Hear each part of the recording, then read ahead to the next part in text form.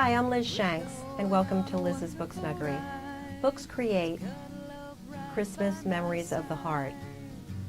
Two favorite quotes I remember this time of year are, "Memory is a gift of the heart," and Thomas Jefferson's, "I cannot live without books."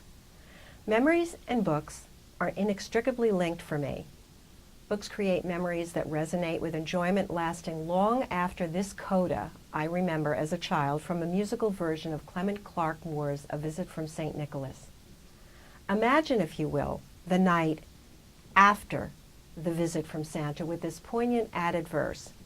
'Twas the night after Christmas, and all through the house. Not a creature was stirring, not even a mouse. The presents are scattered and broken, I fear, and St. Nicholas won't come again for a year. Hearing those lines as a child, I found them strangely sad but true. What memories will we give to children this Christmas?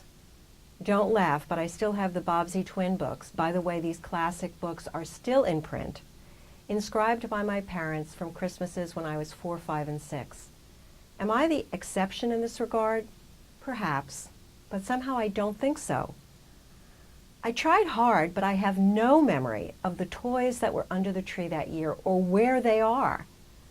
But each time I pick up those books, I am immediately linked to Christmas memories of years past and of the pleasure those books gave as I read and reread them. Anita Silvey, former publisher of children's books, former editor of The Horn Book, and regular speaker on children's literature, echoes this feeling when she said in the introduction to her book, "Everything I need to know, I learned from a children's book." When we give children's books, we become part of their future, part of their most cherished memories, and part of their entire lives. Children's books change lives. But hey, I'm a realist too, and fully realize the unforgettable feeling kids get when they receive the gift, the one they've dreamt and hoped and longed for over many months. Even Broadway has a musical version of the movie The Christmas Story, the truest portrayal of that feeling. It's the 1950s Midwest set piece of the indomitable Ralphie, whose fondest wish for Christmas is a Red Ryder BB gun, and who is undeterred by parental roadblocks of, "You'll shoot your eye out." But I think it doesn't have to be either or with books and toys, but and. Maybe some classic picture books tucked in the mix, along with some newly discovered classics, are the right balance. Christmas, after all, is all about giving. Both St. Nicholas and Santa, both noted givers, are only symbols of what we really hope our children enjoy this Christmas, the intangibles of the spirit of love, joy, and selflessness. Please create a memory and tradition of the heart this Christmas for a child with one book or a trove of timeless classics. Years from now, book in hand, they may just be thumbing through a memory. To help you get started, I've selected some classic and new Christmas books I found that are beautiful and acknowledge the secular and religious balance to Christmas that parents struggle with each year. They are books that celebrate both the holy day and holiday traditions of the Christmas spirit. The countdown has started and the run-up to the holiday season begins. May I suggest we all take a deep breath and perhaps sit down with one or more of these absolutely beautiful confections of holiday books. Any or all are sure to please the young readers in your family, or even to take along as a gift when you go visiting to friends who have young ones. A lap, a book, with a child cuddled up for a read is a surefire recipe for a holiday treat. So, here is my selection of treats. Here is Daddy Christmas and Hanukkah Mama by Selina Alko. Blended families of the Jewish and Christian faith may find themselves with issues to resolve as the holidays of Christmas and Hanukkah approach, and sometimes overlap.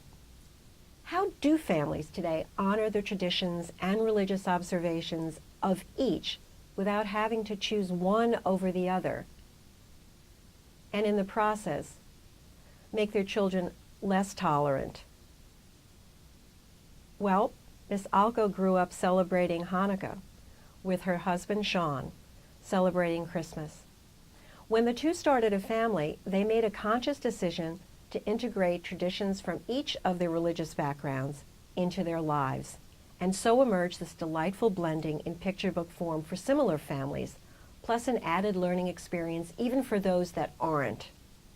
Meet Sadie, who considers herself one lucky girl as she gets to experience Christmas and Hanukkah at her house via the concerted efforts of both her parents. This rich experience comes from her Daddy Christmas, as she names him, and her equally giving Hanukkah Mama. Their tree is crowned with a shiny star, and the 8 candles for Hanukkah are lit. But their tradition blending extends further for this enlightened family. Latkes with milk are Santa's favorite treat, left out for the jolly one on Christmas Eve.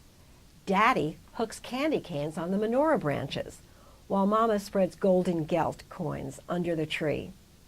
Caroling includes songs for both the Maccabees and the manger, as the strains dreidel, dreidel, dreidel ring out to the neighbors alongside Silent Night. What about the traditional food so important to each tradition? No problem here, as Daddy stuffs the turkey with a delicious cranberry kugel stuffing, with Mama making jelly donuts and fruitcake for dessert. Sadie's Aunt Faith and Uncle Zachary share in the fun after dinner as he retells the miracle of the oil, and she relates the story of the animals in the manger, awaiting the birth of the newborn baby.